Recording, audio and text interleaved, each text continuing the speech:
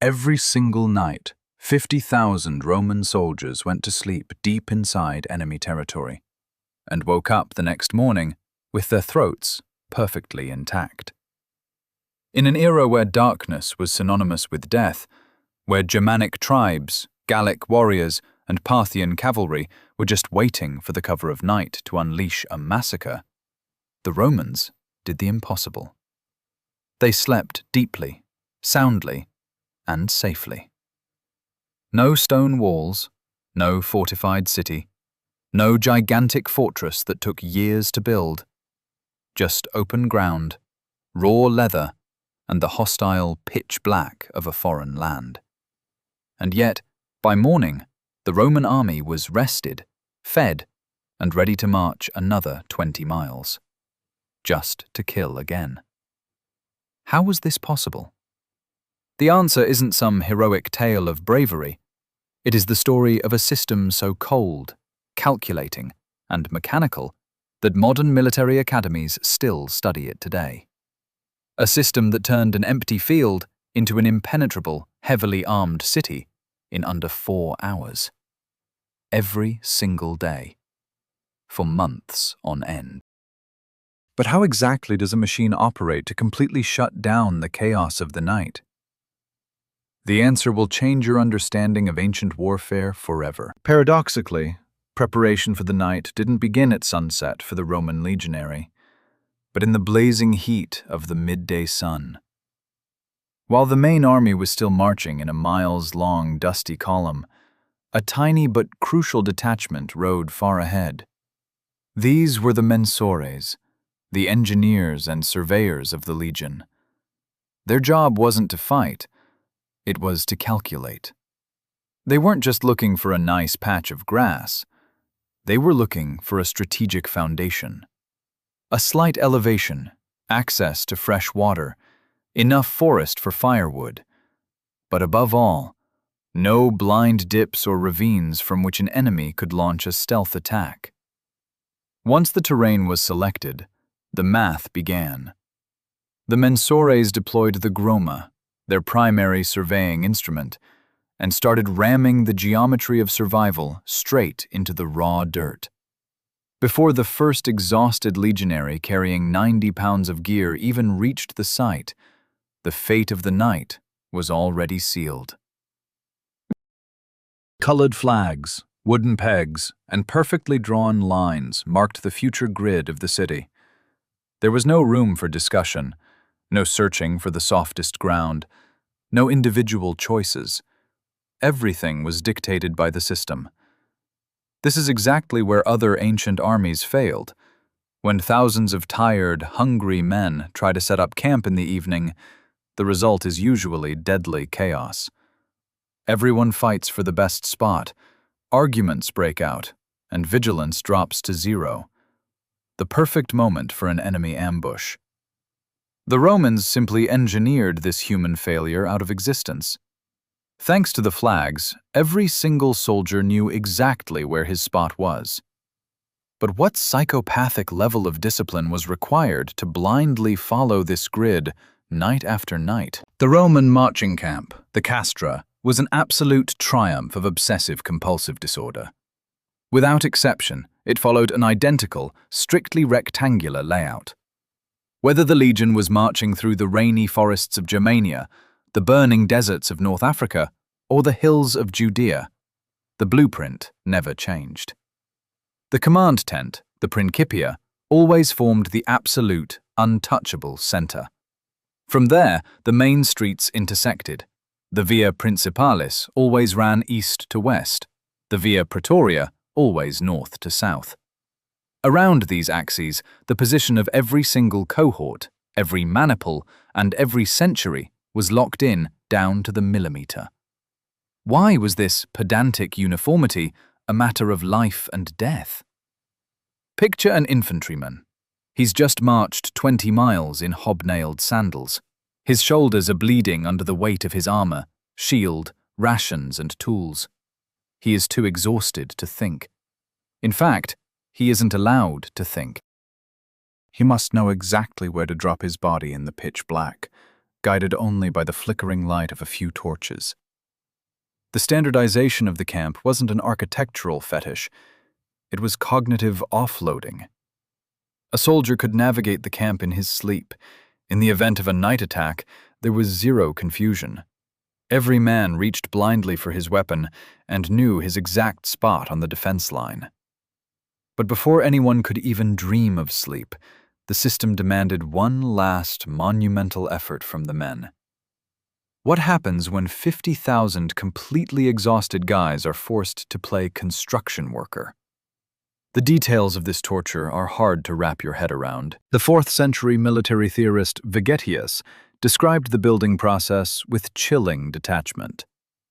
Before a single tent was pitched, the earth had to bleed. First, the ditch was dug. Not some shallow puddle, but a trench 10 feet wide and 7 feet deep. This massive wound was carved into the ground around the entire gigantic rectangle of the camp.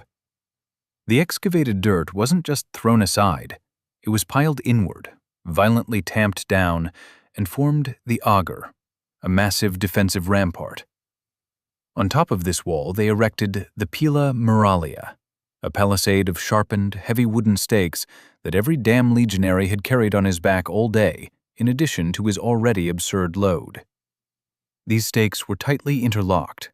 The entire fortress, this massive wall of dirt, sweat, and wood, was thrown up by a highly trained legion in under 3 hours. Madness? No, cold calculation. Only after the perimeter was secure, with the tents pitched in their strictly assigned rows. Streets were left open between the tent lines so as not to hinder troop movements. The trees were always dug in the downwind corner to minimize disease and stench. Cooking fires could only be lit in strictly marked zones. Where wolves were howling just hours before, a fully functional, heavily armed city now stood. But what was the reality inside this temporary city? If you think this was a place of luxury, you're dead wrong. The Roman tent, the Papilio, was not a cozy spot for R&R. It was a brutal masterpiece of functional design, built to perform, not to please. It was made of calfskin. To be precise, the flayed hides of 10 calves were meticulously sewn together at the edges, and the seams were sealed waterproof.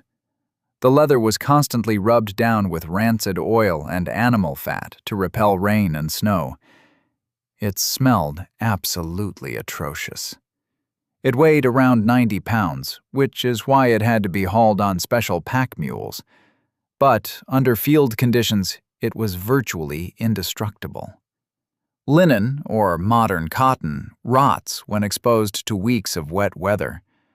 Leather, on the other hand, as long as you obsessively grease and maintain it, can survive years of brutal military campaigns. The Romans chose leather on purpose.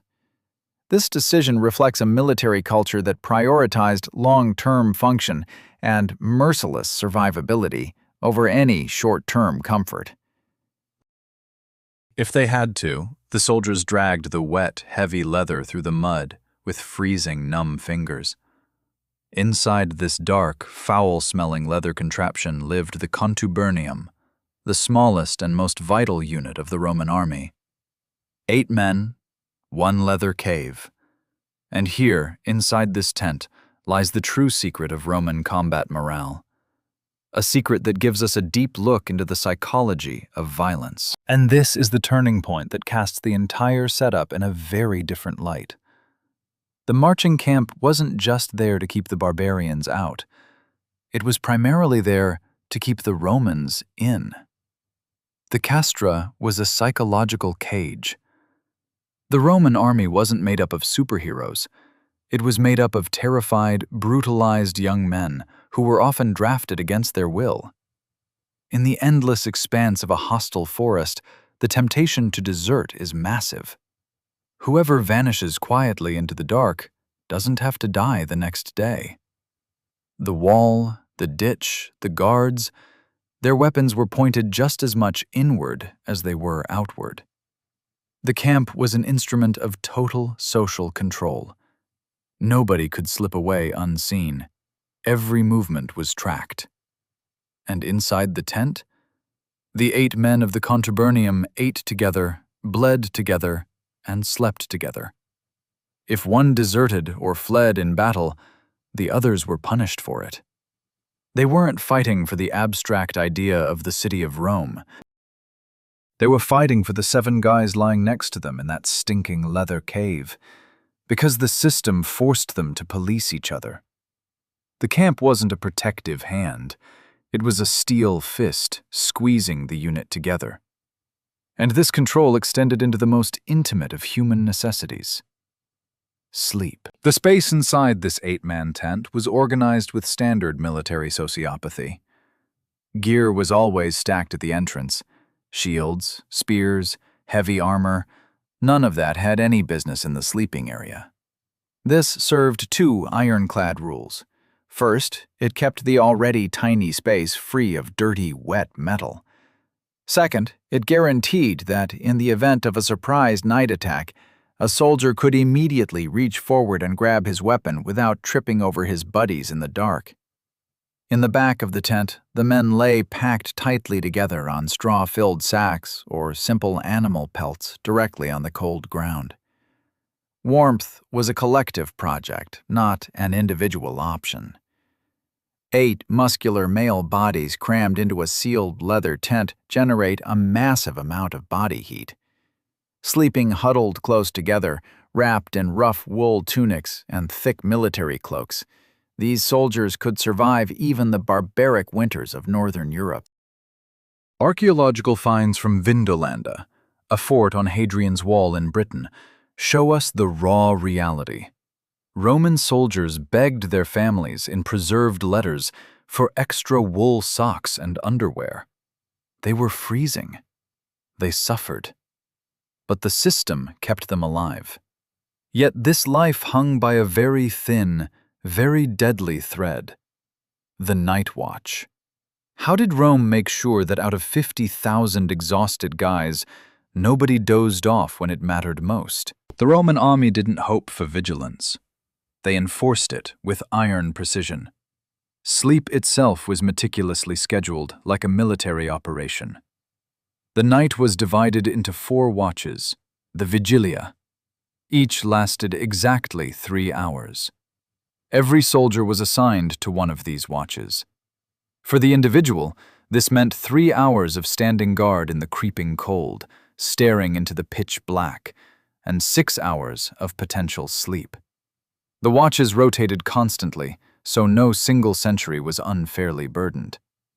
But a system is only as good as its enforcement, and Rome's enforcement was absolutely uncompromising. The duty officer of the watch was handed a small wooden tablet, the tessera. Scratched into it was the top-secret password for the night. This tiny piece of wood was passed from guard post to guard post throughout the entire night. At the end of every watch, the tablets were collected and checked by command. Was a tessera missing? Did a guard not know the password? You didn't just get a slap on the wrist. A merciless investigation was launched. Falling asleep on watch wasn't a misdemeanor in the Roman army. It wasn't a mistake. It was a capital offense. If you blinked, you risked the lives of thousands. And the punishment for it was as archaic as it was effective. Want to know how Rome dealt with sleepers? The Judaeus relays the procedure to us without sugarcoating a thing. If a soldier was caught sleeping at his post, there was no court-martial with lawyers. There was the Fustuarium. The guilty man was dragged to the center of the camp, and it wasn't some anonymous executioner doing the deed. It was his own comrades. The men of his contubernium, his century, the guys he shared his meals with. They were forced to pick up branches, clubs, and rocks, and beat their friend to death. The logic behind it possessed a brutal, perverse clarity. A sleeping guard endangered everyone in the camp. The threat was collective, therefore the punishment had to be collective. It wasn't an empty threat. Roman military records and legal texts prove that the Fustuarium was carried out regularly. The dirt of the camp drank the blood of failures. The fear of this gruesome end at the hands of your own friends was omnipresent, and that is exactly why the system worked. The guards stayed awake, staring into the tree line with bloodshot eyes, keeping their blades ready. The camp slept safely because the men on the wall understood that death from behind was far more painful than death from the front. But did this bloody equality apply to everyone? Of course not.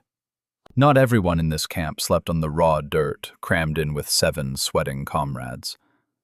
A totally different reality applied to the upper echelon. The high-ranking officers, the legate, the tribunes, the camp prefect, resided in the Praetorium, the absolute heart of power in the center of the camp. This wasn't some measly calfskin tent. It was a massive, complex, and permanently guarded structure with separate rooms. The legate had a private sleeping area. His staff had workspaces, highly classified documents, maps, the legion's treasury, and valuables were stored here. The Praetorium was also the only place in this giant labyrinth that never went dark. An oil lamp burned straight through the night, a beacon of authority, and heavily armed guards stood at the entrance 24/7. And then there were the centurions, the professional backbone of the legions, the men who did the actual dirty work of command. They slept in their own private little tents at the end of their century's tent line. They were slightly isolated, but close enough to hear every whisper, every argument their men had. This proximity was calculated. If his century's sector of the wall fell, the centurion's head rolled too. Carrying his vitus, the vine staff, the dreaded symbol of his rank, he patrolled at night. Anyone who was restless, anyone who was dozing, anyone showing weakness, instantly felt the hard wood smash into their face. There was no mercy here, only absolute order. Rome's sick perfectionism only really comes into focus when we compare it to the degeneration of later eras. Let's jump to the Middle Ages. Medieval armies on campaign usually slept wherever they happened to fall down, like animals. There was no standard camp layout. There was no systematic fortification of the night position. Often there wasn't even a properly rotating watch. Knights and nobles slept in lavish, highly impractical tents, while the common infantry lay in the mud, wrapped in their filthy cloaks. The perimeter of a medieval camp was guarded extremely sloppily, if at all. The result was a historical bloodbath. Medieval armies were constantly surprised and slaughtered in their camps. Night raids were a standard tactical tool precisely because a sleeping medieval army was a defenseless victim. Plundering and annihilating a camp in its sleep wasn't the exception, it was the rule. And Rome? Roman marching camps were virtually never successfully stormed at night. The combination of the ditch, the wall, the psychological torture of guard duty, and the geometric layout made it functionally impossible for enemies to sneak in quietly. Even a small Roman force could hold out in a Castra against a massive, overwhelming army until dawn. Caesar bragged that his men could build a camp faster than the Gauls could even raise their axes. It was a mobile fortress. But by the next morning, that fortress was already history. Roman soldiers didn't wake up because the sun gently tickled their noses. They were ripped from their sleep by the piercing, cruel blast of a brass instrument. The classicum. The morning was just as mechanically choreographed as the evening. First signal. Get up, gear up. Second signal. Tear down the tents and load the heavy leather tarps onto the stubborn mules. Third signal. Fall into formation, ready to march. From the first trumpet blast to the departure of the first cohort, it took a trained legion less than 2 hours.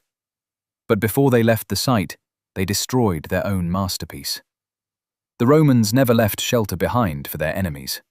Latrine trenches were filled in. Cooking fires were put out. The sharpened stakes of the pila muralia were ripped out of the wall and strapped right back onto the backs of the legionaries. Only the massive defensive ditch was left open. Filling it in would have taken too much time. In under 2 hours, the fortified city reverted to an empty, scarred field. A ghost town consisting of nothing but a trench. A permanent wound in the landscape for the enemy to stare at in hatred. The Roman military machine didn't care about comfort. It cared about control.